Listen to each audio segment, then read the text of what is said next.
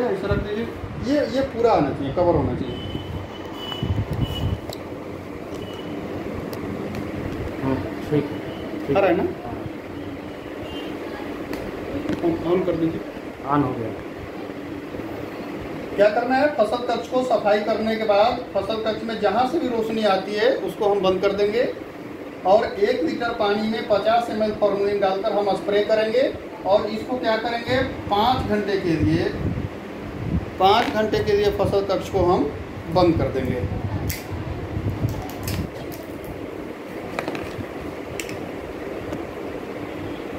पाँच घंटे के लिए बंद कर देंगे। ठीक है, फसल कक्ष को 5 घंटे के लिए बंद कर देंगे।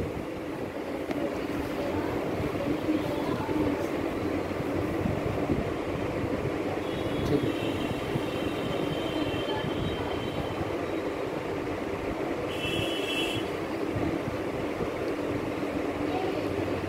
ठीक है।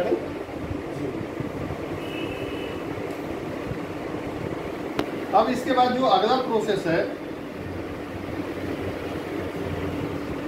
स्पॉनिंग करना है, यानी बिजाई करना है।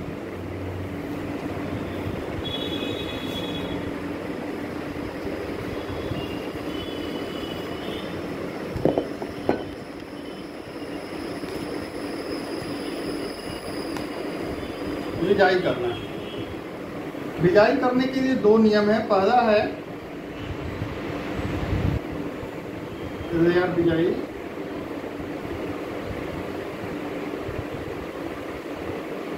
और दूसरा है मिक्स बिजाई।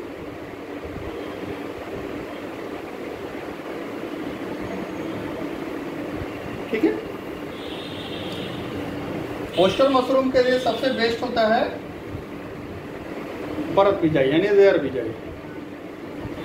तो बिजाई करने के लिए क्या चाहिए आपको, बैग चाहिए। बैग का जो साइज होता है, बैग का जो साइज है 16 बाई 18, 18 बाई 22 और 22 बाई 24।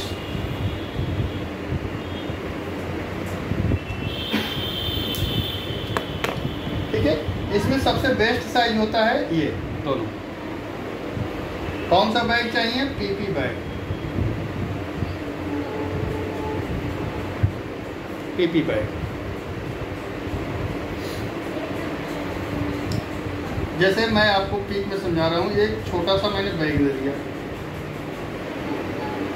इसमें हमने सबसे पहले नीचे 2 इंच क्या डालेंगे, भूसा, फिर बीज,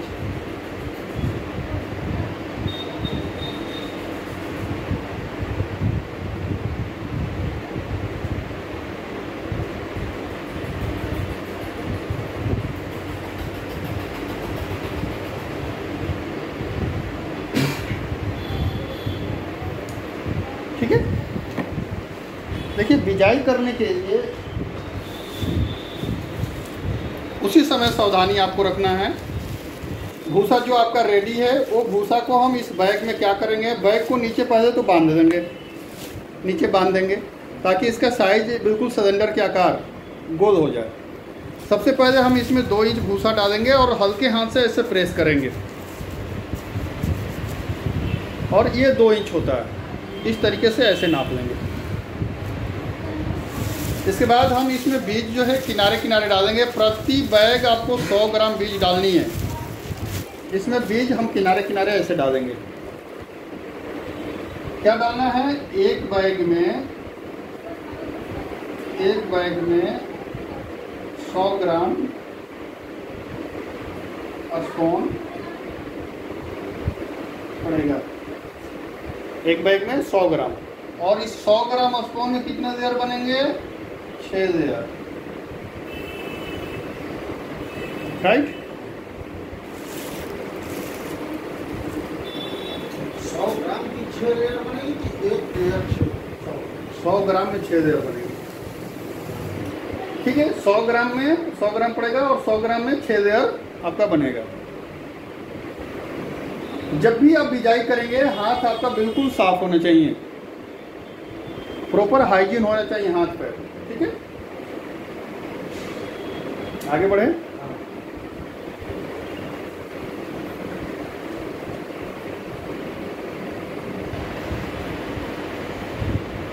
प्रॉपर समझ में आ रहा है ना आपको?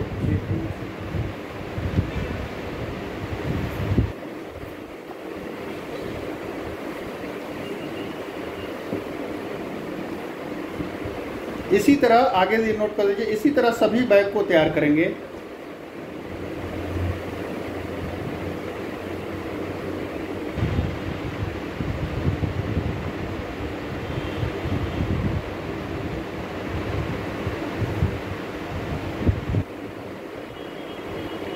इसी तरह सभी बैग को तैयार करेंगे।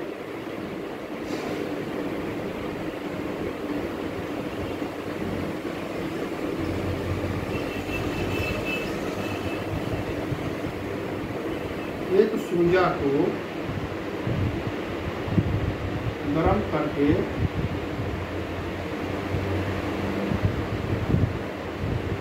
ठंडा करेंगे और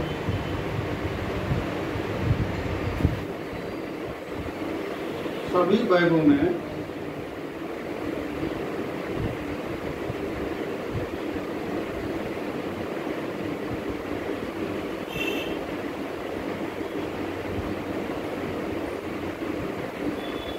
सभी बैगों में 30 या 40 छेद करेंगे।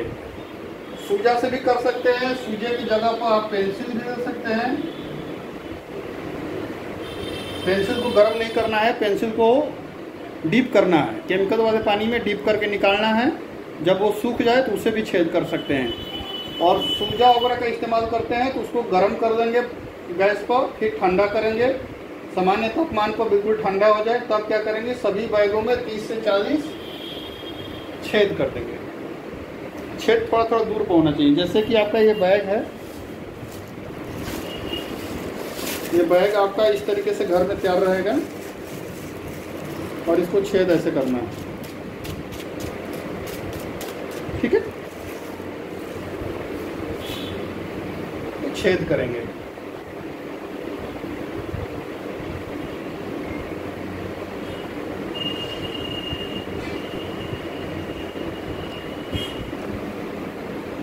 सभी बैगों को छेद करने के बाद अब उस बैग को क्या करेंगे, फसल कक्ष के अंदर शिफ्ट करेंगे ना।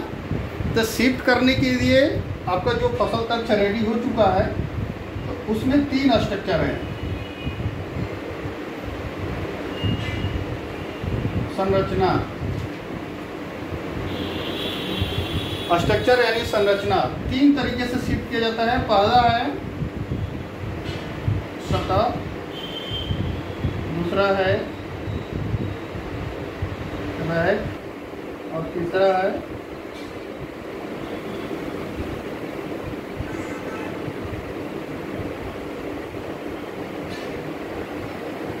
लटकाना, हैंगिंग। ठीक है, ये 3 स्ट्रक्चर के तहत काम को किया जाता है। तो पहला आपका जो सतह है, हम सतह पर रखने के लिए क्या करेंगे, जैसे हमारा ये फसल कक्ष है, ठीक है। इस फसल कक्ष में हम क्या करेंगे, सतह पर यदि आपको बैग को रखना है तो सबसे पहले हम इसके सतह पर क्या बिछाएंगे, टाट की बोरी।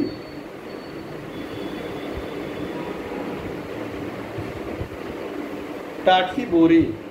अब इस टाट की बोरी को भी हम स्टराइज कर देंगे पानी से, इसको हम अच्छे तरीके से साफ कर देंगे। केमिकल जैसे कि भीगने पर पानी दे देंगे और उसमें 1 ढक्कन या 2 ढक्कन फॉर्मेलिन डाल देंगे और आधा घंटे तक उसको उसी में छोड़ देंगे। हमारा जो टाट की बोरी है वो साथ में स्टराइज हो जाएगा। और इस पर हम अपने बने हुए बैग को रख देंगे। जब ये बैग रखेंगे तो बैग से बैग का डिस्टेंस जो रखेंगे वो रखेंगे आपका 10 इंच। बैग से बैग का डिस्टेंस रखेंगे 10 इंच।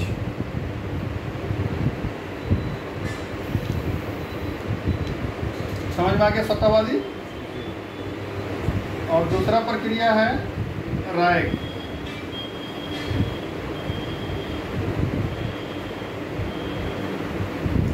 रैक रैक यानी आप फसल कक्ष के कमरे में बांस की रैक भी बना सकते हैं, लोहे की भी रैक बना सकते हैं। रैक की नीचे की जो ऊंचाई होगी वो जमीन से 5 इंच ऊपर, बाकी रैक से रैक का डिस्टेंस 2.5 फुट। ये जो डिस्टेंस है ये होना चाहिए 2.5 फुट, और नीचे ये होना चाहिए 5 इंच ऊपर।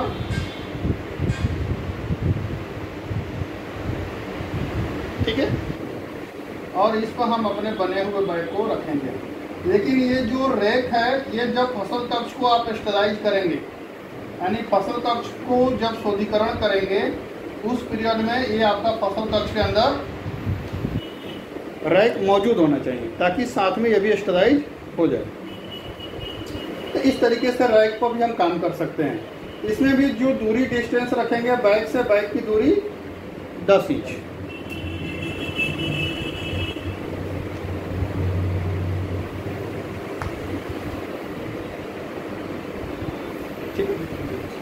और तीसरा प्रक्रिया क्या है? हैंगिंग।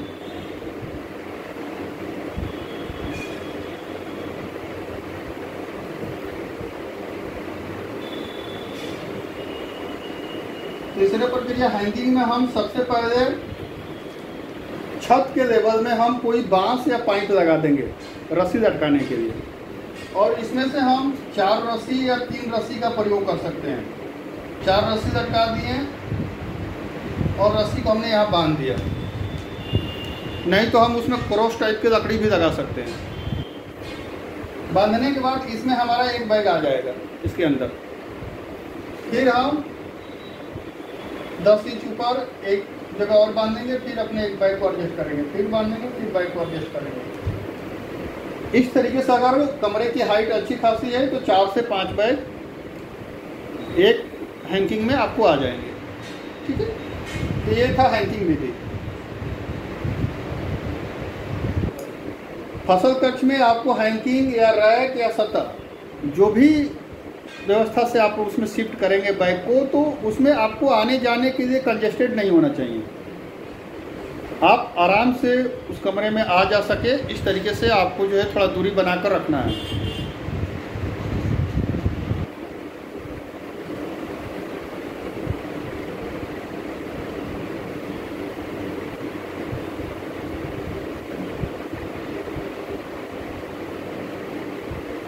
यहाँ तक समझ में आया आपको? कोई क्वेश्चन? सारे बैग बन गए। किस स्ट्रक्चर के थ्रू आपको रखना है कमरे के अंदर, ये भी आप सबने समझ लिया। रखने के बाद क्या करना है ना, फसल कक्ष में जब आप अपने बैग को शिफ्ट कर देंगे उसके बाद क्या करना है।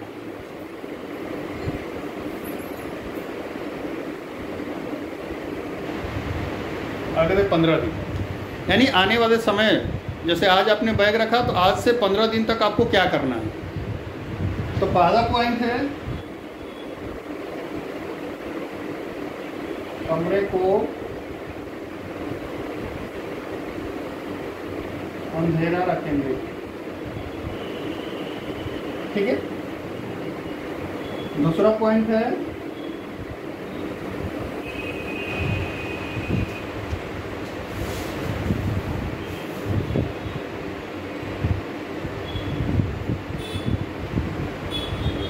मास्क और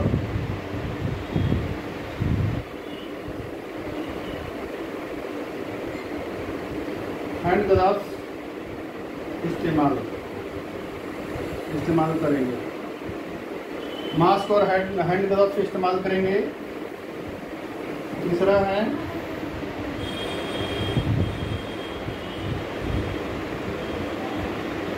बीच में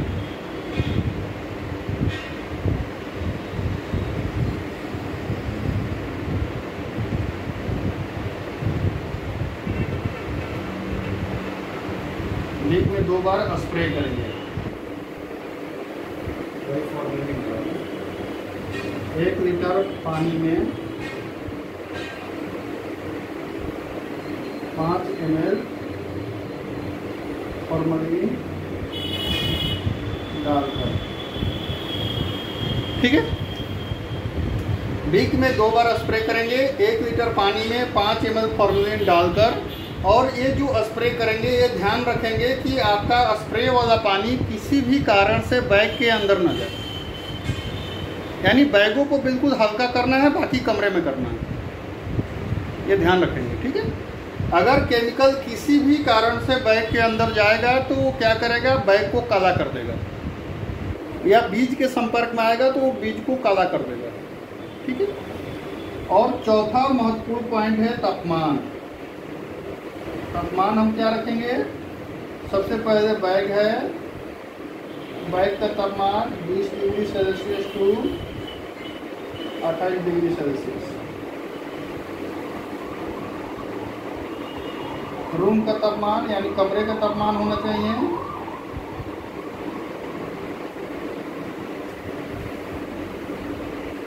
20 से 25 डिग्री, ठीक है। आर्द्रता होना चाहिए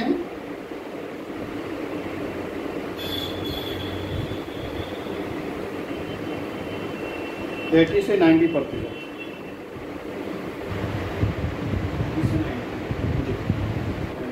80 के बाद 85 हो ना, 84 हो तो चलेगा, कोई प्रॉब्लम, यानी 80 से 79 नहीं होना चाहिए, 81 हो, 82 हो, 83 हो, 90 से ऊपर भी नहीं होना चाहिए, 80 से 90, 20 से 25।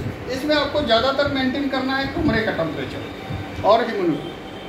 अगर आप कमरे का टेम्परेचर 20 डिग्री से 25 डिग्री यदि आप रखते हैं तो बाइक का टेम्परेचर ऑलरेडी जो है 28 डिग्री रहेगा, क्योंकि इसके अंदर क्या है, भूसा, और जहाँ पर भूसा रहता है वहाँ 2 डिग्री टेम्परेचर एक्स्ट्रा रहता है, ठीक है। 25 डिग्री तो गर्मी में आ ही नहीं पाएगा, वहाँ सर टेम्परेचर मेंटेन करने अभी बताएगा। देखिए, गर्मी में टेम्परेचर 25 डिग्री मेंटेन करने के लिए अगर बाहर का टेम्परेचर 30 से 35 डिग्री है तो कमरे का टेम्परेचर कितना रहता है? बाहर में 35 डिग्री है तो कमरे का टेम्परेचर कितना रहेगा? 30 रहेगा।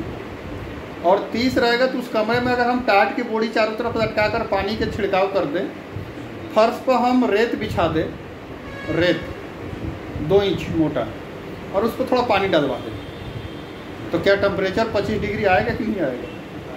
5 डिग्री कम करना कोई बड़ी बात नहीं, आ जाएगा। कमरे के दीवार पर टाट की बोरी लटका कर पानी से भिंगा देंगे, खिड़कियों के पास टाट की बोरी लटका कर पानी से भिंगा देंगे, रेत पर हम मोरम यानी बालू बिछाकर, रेत बिछाकर पानी डलवा देंगे, उस कमरे का तापमान और ह्यूमिडिटी दोनों मेंटेन हो जाएगा, भीषण से भीषण गर्मी में भी मेंटेन हो जाएगा। लेकिन लोग जानते नहीं हैं, तो कभी किसी का खराब हो जाता है, कभी कुछ हो जाता है। सर हम कर चुके हैं, मेरा खराब हो ठंडा गया। में तो सही रहेगा, ठंडा में तो अच्छी से नहीं तो 20 डिग्री से कम नीचे भी नहीं होना चाहिए ना। अगर 20 डिग्री से नीचे होता है तो रूम हीटर लगा दीजिए। और हाइड्रोजन बल्ब तो जानते हैं ना, बहुत वो तेज आंच देता है, तो हाइड्रोजन बल्ब लगा कर उसके आगे कोई काला कपड़ा लगा दीजिए कि प्रकाश अंदर ना जाए लेकिन हीट अंदर जाए। कम टेम्परेचर में हम इसको ज़्यादा करके मेंटेन कर देंगे और ज़्यादा टेम्परेचर में इसको कम कर देंगे, ठीक।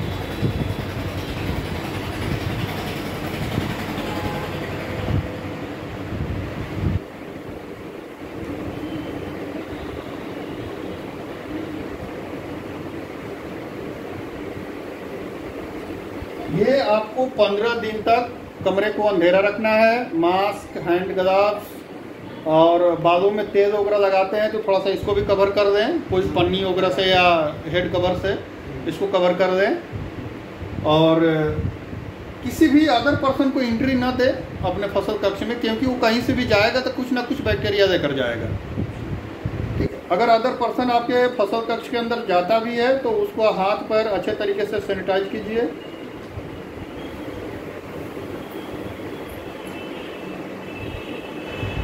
ठीक है, और वो अंदर जाए तो कहीं टच ना करे, ये ध्यान रखना। 15 दिन बाद क्या करना है, क्योंकि ये जो स्टेज था 15 दिन पहले का जो स्टेज था ये किस लिए था? माइसेरियम रन यानी फफूंद फैलाना के लिए, फफूंद को फैलाने के लिए। अब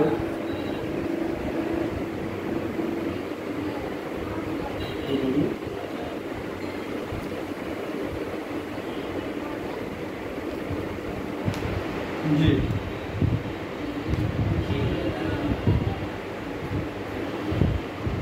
हाँ कर देंगे, हाँ कर देंगे।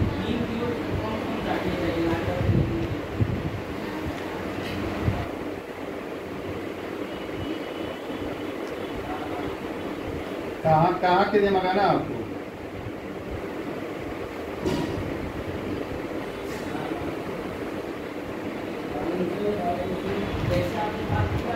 10 kg तक जाएगा जी।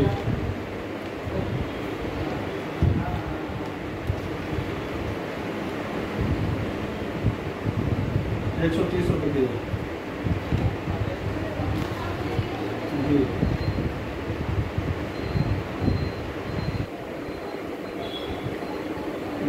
10 दिन तक, 10 दिन तक।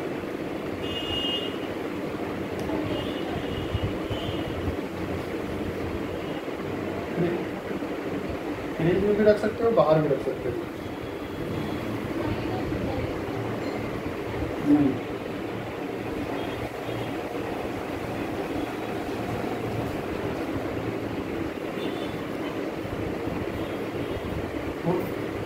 हो जाएगा, मार्केटिंग मेरे पास हो जाएगा।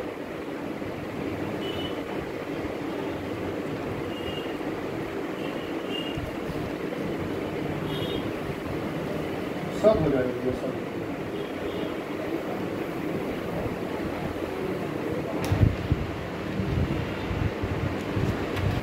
कानपुर में जी।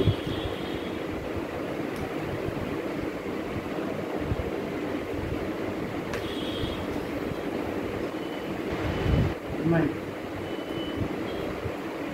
नहीं नहीं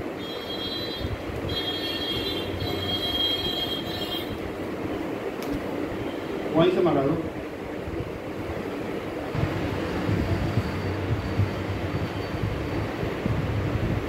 नहीं आप वहीं से मंगा दो ना, जहाँ से रुपये केजी मिल रहा है आप वहीं से मंगा दीजिए। हमारे यहाँ आप 100 केजी भी ऑर्डर करोगे तो इससे कम नहीं होगा। जो आप कहोगे वो वैरायटी दे देंगे।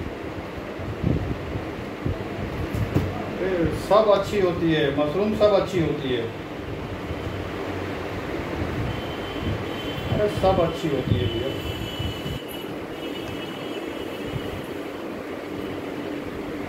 आपको मशरूम के बारे में कोई जानकारी ही नहीं है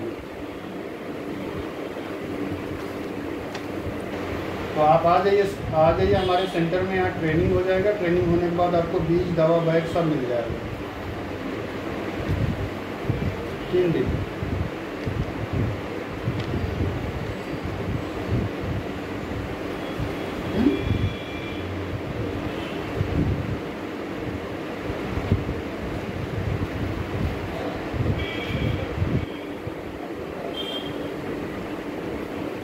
अरे ये आप पता करो ना,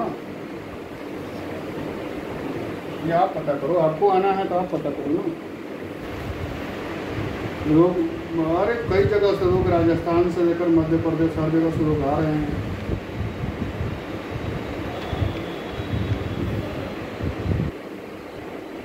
ठीक है सर मेरा एक चीज़ पूछनी थी। जैसे आप बोले कि काट की बोरी नीचे बिछा दो, पानी बिछा दो तो पानी छुड़ा दो। सर जैसे ज़मीन पे जब रखा है तो उसमें जैसे बालू नीचे बिछी, उसके ऊपर टाट की बोरी बिछा के रख दें। हाँ। और फिर जैसे पानी छिड़केंगे तो उससे पैकेट को नुकसान है। किस पे पानी छिड़केंगे?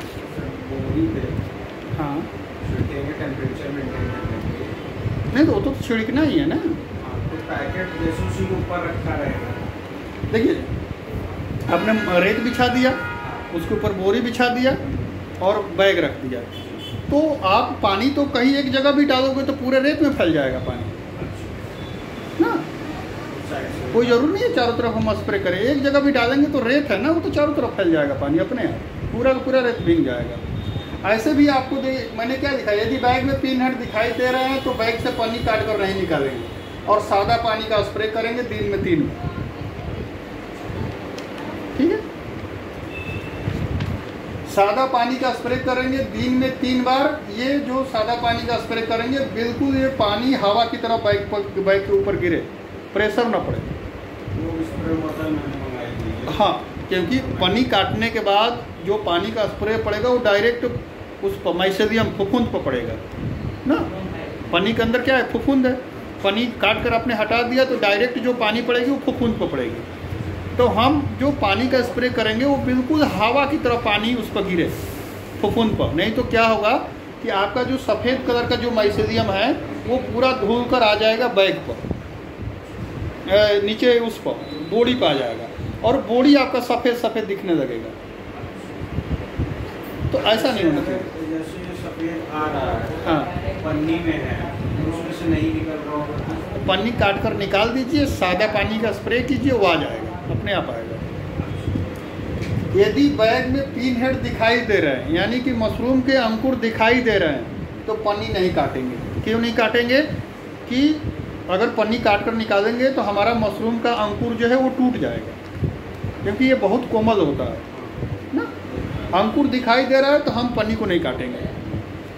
कब तक नहीं काटेंगे? जब तक जो अंकुर दिखाई दे रहा है वो हमारे जो छेद हमने किया है ना बैगों में, उससे बाहर निकल कर वो फल तैयार हो जाएगा, उसको तोड़ देंगे और फिर पन्नी काट कर निकालेंगे। तो ऐसे हमारा जो अंकुर है वो भी सुरक्षित फल तैयार हो गया, और पन्नी काट कर निकालेंगे उसके बाद का जो हमारा पिन हेड आएगा, अंकुर आएगा, तो वो हमारा फल निकलेगा। क्योंकि हम जो बीज देते हैं वो 3 जनरेशन बीज है, ये 3 बार निकलेगा। 20 से 25 दिन के अंदर एक बार, 5 से 6 दिन बाद फिर एक बार, फिर 5 से 6 दिन बाद फिर एक बार। 3 जनरेशन हम लोग बीज देते हैं। पन्नी काटने का जो नियम है, जैसे ये है, आपने फर्श पर इसको रखा है ना, इसको कैसे काटेंगे? इसको काटने के लिए क्या करेंगे, जमीन से 1 इंच ऊपर एक नया ब्लेड देंगे और ऐसे चीरा लगा देंगे चारों तरफ से, ऊपर से भी ऐसे चीरा लगा देंगे, हाथों से इसको ऐसे ढीला कर लेंगे, ठीक है, और इसको ऊपर खींच देंगे। पन्नी क्या होगा, बाहर निकल जाएगा। अगर इसी चीज़ को आप ऐसे हैंगिंग करके रखे हैं, ऐसे टांग कर रखे हैं, तो कैसे पन्नी काटेंगे? सबसे पहले ऊपर का ये खोल देंगे और यहाँ से चीरा लगाएंगे, ऊपर से ऐसे चीरा लगाने के बाद इसको हम ऐसे खोलेंगे और नीचे कैंची से काट देंगे। और सादा पानी का स्प्रे बिल्कुल हल्का करेंगे, प्रेशर ना पड़े बैग के ऊपर, नहीं तो आपका माइसेरियम यानी जो सफ़ेद कलर का फफूंद है वो धुल जाएगा और नीचे आ जाएगा आपके फर्श पर। और 3 बार, हाँ, करीब करीब यानी कि मौसम अगर ठंडा है तो दिन में 2 बार स्प्रे करो, मौसम ज़्यादा गर्म है तो 3 से 4 बार भी कर सकते हैं। ठीक है, इतना तो आपको करना ही करना है। इसके साथ क्या करना है,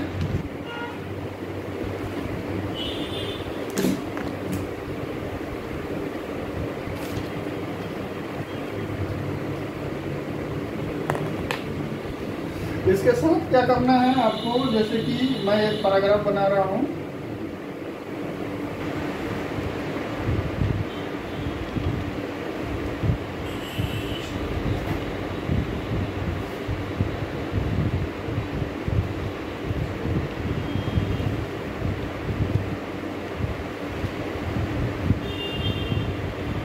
ठीक है,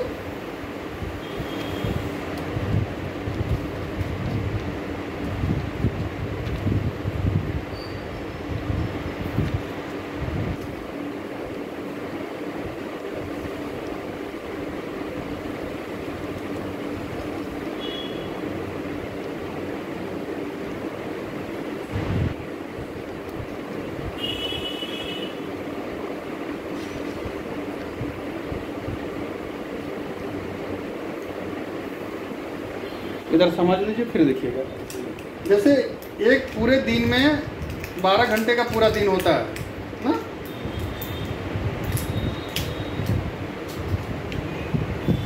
तो 12 घंटे के पूरे दिन में आपको क्या करना है, सुबह में 3 घंटा क्या देना है, फ्रेश एयर, 15 दिन के बाद का ये है। हाँ फ्रेश एयर देने के लिए कोई पंखा कोई कूलर नहीं चलाना है, केवल दरवाज़ा खोलना है। हाँ, एग्जॉस्ट को ऑन कर देना है, यानी कि जो अंदर गैस बन रहा है उसको बाहर निकाले और बाहर का फ्रेश एयर अंदर दे। एलईडी बल्ब जला सकते हैं कमरे में, कोई प्रॉब्लम नहीं। दोपहर के 4 घंटे फिर बंद कर दीजिए, शाम में 2 घंटा फिर इसको फ्रेश एयर दे सकते हैं, और 4 बजे के बाद जो बचेगा टाइम 5, 6, 7 या 4, 5, 6, इस पीरियड में आप ये फिर इस प्रक्रिया को दोबारा देना है। Fresh air, exhaust on, LED on. एक साल। हाँ, 3 घंटा सुबह, 3 घंटा शाम, बीच में 2 घंटा। ये नोट कर लीजिए।